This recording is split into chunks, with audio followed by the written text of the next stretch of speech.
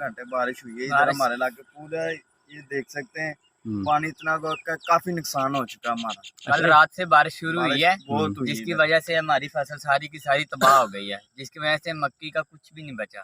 आपके सामने आप देख सकते हैं। तारे वेखण च बचूगी या हुण नहीं? उम्मीद है इंशाल्लाह अल्लाह पर छोड़िए उम्मीद, अगर इंशाल्लाह।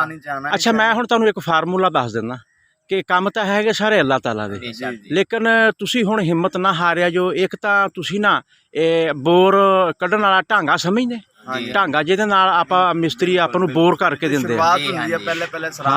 ਹਾਂਜੀ ਅੱਛਾ, ਕਈਆਂ ਇਲਾਕਿਆਂ ਦੇ ਵਿੱਚ ਤਾਂ ਨਾ ਰੇਤ ਜਲਦੀ ਆ ਜਾਂਦੀ, ਜਿਸ ਤਰ੍ਹਾਂ ਇੱਥੇ ਰੇਤ ਜਲਦੀ ਆ ਜਾਂਦੀ ਹੈ। ਤੁਸੀਂ ਨਾ 20 ਫੁੱਟ ਬੋਰ ਕਰ ਦਿਓ।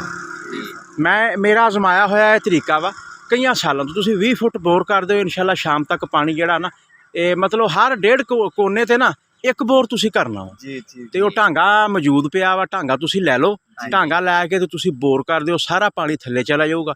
ਤੇ ਉੱਤੋਂ ਤੁਸੀਂ ਨਾ 1 ਕਿੱਲੇ ਨੂੰ 1 ਬੋਰੀਆ ਯੂਰੀਆ ਉਹ ਛੱਟਾ ਕਰ ਦਿਆ ਜੋ। ਤੇ ਅੱਲਾਹ ਤਾਲਾ ਦੀ ਜ਼ਾਤ ਬਹੁਤ ਮਿਹਰਬਾਨੀ ਕਰੂਗੀ। ਤੇ ਮੈਂ ਇਹ ਕਹੂੰਗਾ ਕਿ ਜਿਤਨੇ ਵੀ ਕਾਸ਼ਤਕਾਰ ਅੱਜ ਮੈਨੂੰ ਸੁਣ ਰਹੇ ਆ ਨਾ, ਇਹ ਦੇਖ ਲਓ, ਮੈਂ ਥੋੜ੍ਹਾ ਜਿਹਾ ਵਿਜ਼ਿਟ ਵੀ ਕਰਾ ਦਿੰਦਾ। ਇਹ ਕੋਈ 5-6 ਏਕੜ ਦਾ ਪਲਾਟ ਆ ਜੀ ਮਕਈ ਦਾ। ਤੇ ਮੇਰਾ ਮਸ਼ਵਰਾ ਇਹ ਆ ਕਿ ਤੁਸੀਂ ਨਾ ਜੀ ਇਹ ਸਭ ਤੋਂ ਪਹਿਲੇ ਤਾਂ ਅਗਰ ਉੱਚੇ ਖੇਤ ਆ ਤਾਂ ਤੁਸੀਂ ਪਾਣੀ ਕੱਢ ਸਕਦੇ ਆ।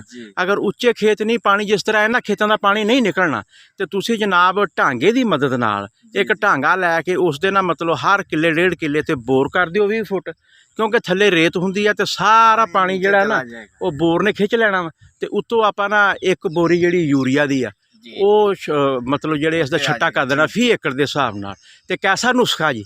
माशाल्लाह बहुत अच्छा है, फ्री नुस्खा है, कोई नुकसान नहीं, कोई मसला नहीं, कोई खर्चे वाला काम नहीं है, खुद इंसान कर सकता है। ਤੇ 20000 ਰੁਪਏ ਦੀ ਥੈਲੀ ਸੀਗੀ ਜਿਹੜੀ ਇੱਥੇ ਲਾਈ ਹੈ। ਤੇ ਮੇਰਾ ਖਿਆਲ 1 ਏਕੜ ਤੇ 50 ਤੋਂ 60000 ਰੁਪਇਆ ਖਰਚਾ ਜਿਹੜਾ ਉਹ ਫਾਰਮਰ ਦਾ ਆ ਗਿਆ ਵਾ।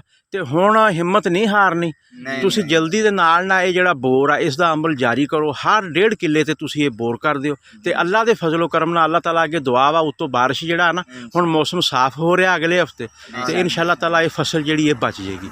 ਤੇ ਦੁਆਵਾਂ ਸਾਨੂੰ ਯਾਦ ਰੱਖਿਆ ਜੋ, ਆਪ ਦਾ ਖਿਆਲ ਰੱਖਿਆ ਜੋ ਜੀ। ਅੱਲਾਹ ਹਾਫਿਜ਼।